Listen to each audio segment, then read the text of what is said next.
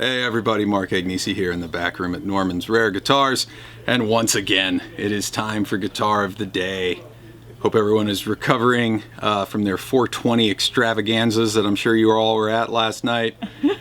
Jen's in the desert right now. I know you hear her giggling and stuff, but it's actually Thursday here. We're filming this ahead of time, which is why I'm wearing the same shit I had on yesterday, because it's the same day. And we're doing this one before Thumpin' Thursday, so I'm all mixed up. But yeah, Jen's in the desert right now, being young and free. Yes. Aren't you? Yes. Yeah. Is Drake gonna be there, Jen? Well, I hope so. Yeah, she's probably hanging out with Drake right now. Oh, let's see. It's Flat Top Friday.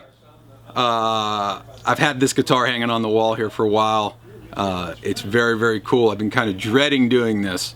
I'll tell you why, but why don't you guys come on back? Your Flat Top Friday for this week is a good one. This thing's from 1954. This is a first year of production. Gibson J-160E. Original sunburst finish. Mark, that's a Beatle guitar. Why would you be dreading that? Well, here's the deal. I'm not a huge Beatles fan.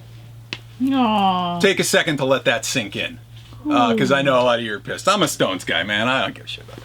But I know, I should. I'm starting to get into the Beatles. But every time I have to do a Beatle guitar, I don't know any Beatles songs. Aww. So I actually have to like go learn stuff. But then the problem is everybody knows Beatles songs. So then it's like I really got, like we did that Blonde Texan.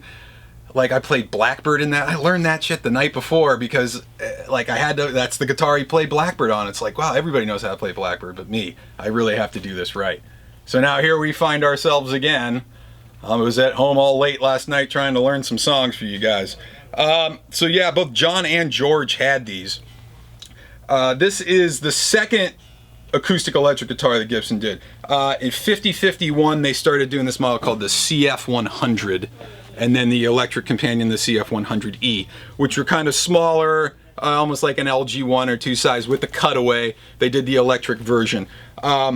54 is the first year that they did the J-160Es, and this became so popular that they kind of phased out those CF100s shortly thereafter. Couple things with these that are different. I mean, it looks basically like your regular J45 kind of guitar, but there's a few differences. First off, the neck joint. This is a 15 fret neck joint instead of a 14 fret. Why? You move that up a fret, frees up a little bit of space to put this pickup in here, which is basically a P90 pickup just uncovered. The other thing, this is a 3-piece plywood top, plywood spruce, 3 pieces of spruce. It's not a solid top. A lot of that is to handle the weight of the pickups as well as some other things. Then also these are ladder braced, kind of like an LG1 as opposed to the X-braced J45s. Just because of the size of the guitar where the bridge was, they couldn't do an X-brace on it, so it's ladder braced going across the top. The other thing you'll notice that's unique on these earlier ones are these adjustable saddle wheels here. They're like almost like the size of a nickel.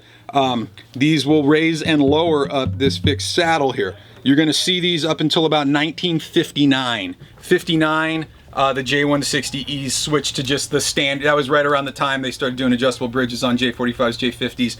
They just go to the regular adjustable bridge setup that you see on all the 60s Gibsons. They get rid of these wheels. So the earlier ones are kind of cool because they do still have that. You have the trapezoid inlays like you'd see on a Les Paul. Bound neck. As I said, the laminated spruce top, still mahogany back and sides, mahogany neck. Everything else is very, very similar. Sonically, this guitar was intended to be played electric. A lot of people talk about how bad these sound acoustically. It's not going to compete with a J45 or a J50 because it's not meant to do that thing. They were trying to get kind of a hybrid between getting the best electrical qualities out of it while still having a good flat top sound. But again, it's a plywood top, it's ladder braced as opposed to a solid spruce top with X bracing. It's going to win every time. But these do, occasionally you'll find some that sound pretty good unplugged. This one actually does, but it's really about being plugged in on these. So why don't we go out front? I can't think of a better amp to plug it into than a Hot Rod DeVille.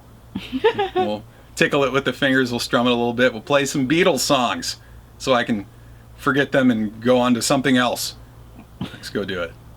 All right, we're out front. We have the 1954 Gibson J-160E, original sunburst finish. We've got it going through 112, Fender Hot Rod Deluxe.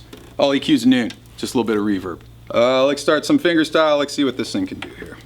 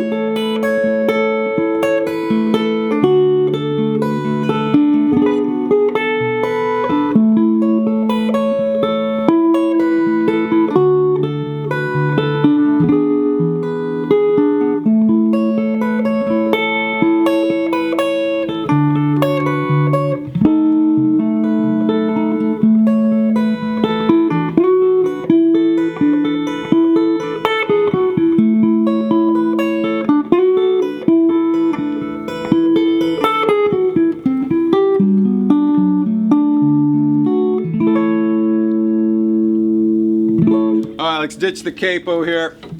Let's pick up the flat pick. Let's see what this thing does when we strum it a little bit here.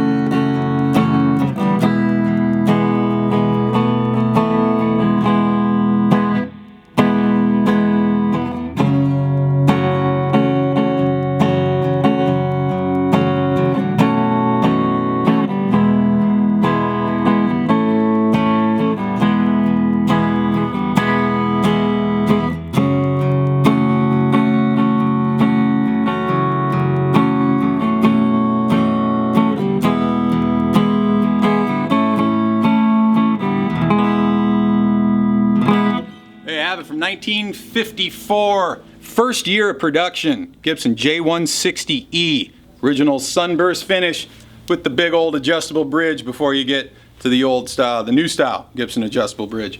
There you go, Flat Top Friday. Follow me on Instagram at Mark Agnesi. Follow the store at Norman's Rare Guitars, and check this and the rest of these guitars out online at normansrareguitars.com.